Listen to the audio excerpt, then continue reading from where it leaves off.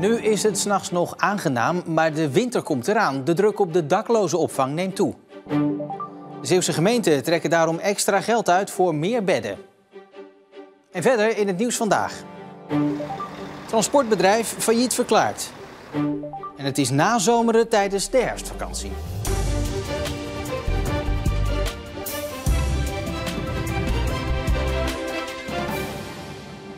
Goedenavond. De Zeeuwse gemeenten hebben bijna €300.000 extra beschikbaar gesteld voor de opvang van daklozen. Nu de winter in aantocht is, neemt de druk op de nachtopvang toe. Om voldoende bedden beschikbaar te hebben, worden in Vlissingen, Terneuzen en in Goes per locatie 5 extra slaapplaatsen ingericht. Ik praat erover verder met verslaggever Mercy Kamermans hier in de studio. Ja, is de nood dan zo hoog? Nou, de nood is best wel hoog. Dat is sowieso in heel Nederland. Het aantal daklozen neemt gewoon toe. En Zeeland is daar helaas geen uitzondering op. Dus vandaar ook die 15 extra bedden. Die worden geplaatst van november tot april. Dus als het echt koud is, ja, dat de mensen dan toch binnen kunnen slapen. Hoeveel daklozen hebben we eigenlijk in onze provincie? Dat is een moeilijke vraag, want eigenlijk weet niemand dat precies. Er is wel eens gezegd, rond de 200 mensen zijn in beeld bij de instanties. Maar ja, het probleem juist ook van daklozen is dat ze niet altijd in beeld zijn. Dus ja, de schatting is dat het er eigenlijk veel meer zijn. Maar om dat beter te kunnen bepalen, gebeurt er volgend jaar april iets heel bijzonders. Een zogenoemde ethos-telling. En dan wordt er dus op 1 dag geprobeerd alle daklozen te tellen. En dat gebeurt fysiek, dus gewoon buiten op straat. Maar ook door systemen aan elkaar te koppelen. Maar bijvoorbeeld ook iemand van Staatsbosbeheer, die wordt gevraagd van bij jou in het bos zit daar toevallig ook iemand in een tentje. En als ze dan beter weten hoeveel er zijn, dan kan je het beleid daar natuurlijk ook beter op aanpassen. Ja, en ondanks dat we dat niet precies weten, is wel het idee dat het aantal toeneemt. Hoe komt dat eigenlijk? Ja, zoals je weet hebben we woningnood. Het is voor iedereen moeilijker om aan een woning te komen. En stel nou bijvoorbeeld dat je gaat scheiden, dan heeft een van beide partners een nieuwe woning nodig. En dat lukt niet altijd. Dus zelfs zoiets kan al een reden zijn dat je op straat komt te staan. Ja, het kan ook allerlei andere redenen hebben. Ik heb gesproken met Danny en hij raakte op hele jonge leeftijd al dakloos. Ik had niet zo'n leuke jeugd. Ik had niet zo'n leuke stiefvader vroeger. En ben ik eigenlijk uit huis gegaan. Vrijwillig. En hoe oud was je toen? 12. 12. En waar ging je heen dan? In het begin leefde ik buiten. Ik sliep meestal maar 1 of 2 nachten in de week. Op een duur werd ik zo moe, dan ben ik bij vrienden gaan slapen. Het was niet zo'n leuke situatie. Tot zijn 17e verblijft Danny bij vrienden. Hij zwerft buiten, wordt in een instelling geplaatst en loopt weer weg. Maar zijn leven krijgt een drastische wending als hij een boer uit Rittem tegenkomt.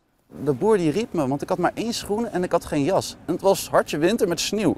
En toen zei de boer van, kom eens hier. Hij zei, je lijkt zo nog zo jong, je lijkt wel een zwerver met 1 schoen. Ik zei, dat ben ik ook. Ja, toen kregen we contact. Ja, toen kreeg ik de sleutel van de loods. En dan mocht ik in de aanhanger slapen. En dan kon ik 's ochtends gelijk werken. Dat is subliem en dat was mijn redding geweest. Nu, 10 jaar later, woont Danny nog steeds op het boerenerf. Maar dan in een caravan. Ik heb het supergoed. Ik zit altijd tussen de dieren, tussen de natuur, tussen de gewassen. Het is zo puur leven, een dankbaar leven. Danny is super blij dat hij een dak boven zijn hoofd heeft en kan meehelpen op de boerderij. Al zal het voor hem altijd lastig blijven zich ergens echt helemaal thuis te voelen. Als ik goed nadenk en dan mijn ogen sluit, dan ben ik niet op mijn plek. Want dat ga ik nooit vinden. Ik heb geen thuis. Dus waar ga ik mijn thuis maken? Dat komt nog. Die tijd komt nog, gelukkig. Hoop ik. Een bijzonder verhaal. Hij heeft in ieder geval een dak boven zijn hoofd. Is dat denk je ook weggelegd voor al die andere Zeeuwse daklozen? Ja, niet iedereen heeft natuurlijk het geluk dat hij zo'n aardige boer tegen het lijf loopt, zoals Danny heeft gedaan. Maar hulpverleningsinstanties doen echt hun uiterste best. Die 15 extra bedden, dat is echt voor de hoge nood. Maar er wordt tegenwoordig steeds vaker geprobeerd om het te voorkomen dat iemand dakloos wordt. Dus probeer een huis te regelen als iemand bijvoorbeeld uit de gevangenis wordt ontslagen. Voordat hij ontslagen wordt, al een huisje. Mercy, dankjewel. De politie verdenkt op dit moment geen buitenstaanders van betrokkenheid bij de dood van de moeder en het dochtertje in Terneuzen. De lichamen van de 29-jarige vrouw en haar dochter van 5 werden afgelopen maandag gevonden in hun huis in de Vincent van Gogstraat. Het onderzoek is volgens de politie nog niet helemaal afgerond. De gemeenteraad van Tholen heeft wethouder Peter Hoek groen licht gegeven voor het uitwerken van een masterplan voor multifunctioneel centrum Meulvliet in Tholenstad. Het masterplan houdt ook in dat voetbalvereniging Tholense Boys en het Calvijn College nieuwe velden en een nieuw pand krijgen. Het gaat 36 miljoen euro kosten. Fracties maken zich nog wel zorgen of het Calvijn College wel mee wil doen aan het masterplan en ook een financiële bijdrage wil leveren van 1,5 miljoen. De onder 17 teams van voetbalclubs Zeelandia Middelburg en RBC, die afgelopen weekend betrokken waren bij een grote vechtpartij, mogen 30 dagen geen wedstrijden spelen. Dat heeft de KNVB besloten. Vlak na de wedstrijd kregen de spelers en ouders ruzie. In totaal waren 40 à 50 man betrokken bij de vechtpartij. De politie kwam met meerdere wagens naar het sportpark in Middelburg om de boel te sussen. De KNVB is nu dus met een onderzoek bezig en tijdens dat onderzoek komen de teams dus niet in actie. Ja, veel zon was er niet vandaag, maar de temperaturen zijn nog erg mild, zo aan het begin van de herfstvakantie. Dus kan er nog prima gekampeerd worden aan de Zeeuwse kust. Zoals in Zoutelanden bij camping Werendijken. De ervaring leert wel dat het last-minute boekingen zijn in de herfstvakantie. En dat het weer afgewacht wordt. En dat we ook wel geregeld veel bonnefooi hebben, dus dat weet je nooit van tevoren. Heeft u nog het weerbericht gecheckt voordat u naar Zeeland kwam? Ja, en dat had eigenlijk zonniger zullen zijn. Het is veel bewolkt, dat regent niet.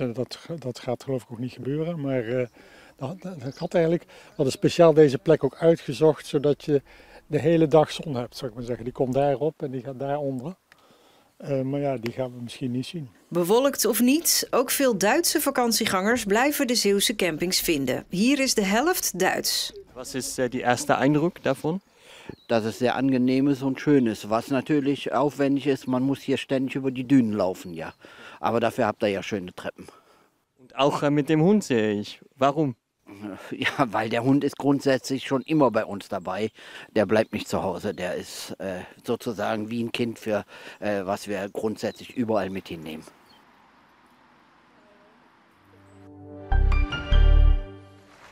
Transportbedrijf Tieleman Logistics uit Kloosterzande is door de rechtbank failliet verklaard. Het bedrijf bestaat sinds 1922, maar heeft te maken met een betalingsachterstand. Op dit moment wordt alleen het noodzakelijke werk gedaan. Een curator kijkt of er een doorstart mogelijk is. Bij het bedrijf werken 90 mensen.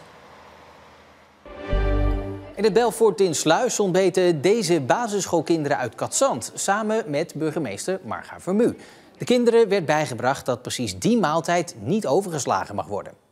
Dan zou je buikpijn hebben en dan heb je ook niet zoveel energie, denk ik. Exact. En niet alleen de kinderen, ook de burgemeester heeft dat goed in de oren geknoopt. Wat ontbijt u dan meestal? Nou, meestal heel saai, gewoon met een boterham. Nou, wat zit erop? Kaas, ja. Niet meer dan dat? Nee, niet meer dan dat. Nee. En daar functioneer ik al jarenlang redelijk goed op, denk ik. Ja. Ook andere Zeeuwse gemeenten deden mee aan dit zogeheten burgemeestersontbijt. De Beverlandse voetbalderby in de 3e divisie wordt vanavond gespeeld. Om 7:30 ontvangt Kloetingen op het eigen Wesselopark de buren van Goes. De wedstrijd is vanavond live te zien op televisie bij Omroep Zeeland. En we kijken nu alvast vooruit. Op het veld in Kloetingen staat tenslotte nu alvast sportverslaggever Jan-Jaap Corré. Jan-Jaap, wat maakt deze wedstrijd zo bijzonder? Nou, sinds de promotie van Hoek vorig jaar van de 3e divisie naar de 2e divisie zijn Kloetingen en Goes de enige 2 Zeeuwse clubs die nog in die 3e divisie spelen. En dat betekent dus dat de derby van vanavond de enige Zeeuwse derby op divisieniveau is die er nog over is. Ja, en daar komt bij dat de clubs bijna buren zijn, want hemelsbreed ligt er tussen de sportparken nog geen 3 kilometer. Hebben de ploegen eigenlijk nog verrassingen voor elkaar in petto vanavond, denk je? Of kennen ze elkaar daar eigenlijk gewoon te goed voor?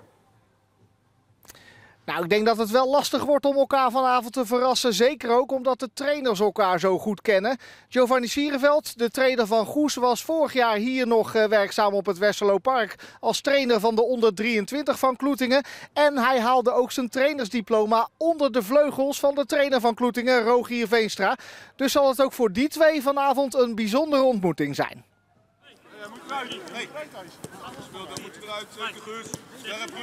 Kun je dan zeggen dat het aanstaande vrijdag de leerling tegen de meester is? Ja, dat weten we eigenlijk pas vrijdag weten we dat pas. Nee, dat zou ik niet zeggen. Dat zou ik wel zeggen als iemand echt pas net trainer is.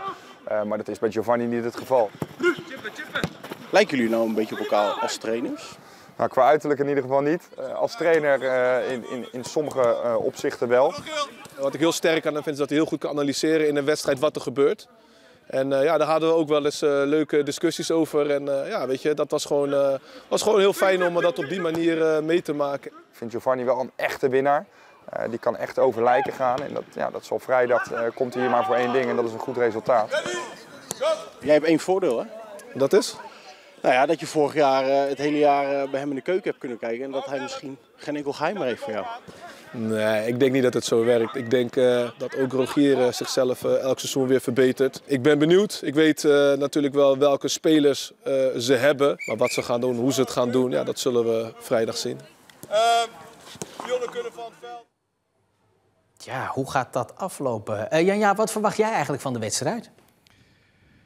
Nou, ik hoop dat het net zo'n spektakelstuk wordt als vorig jaar, want toen werd het hier 4-4. Het is in ieder geval een wedstrijd vanavond tussen twee ploegen die in vorm zijn.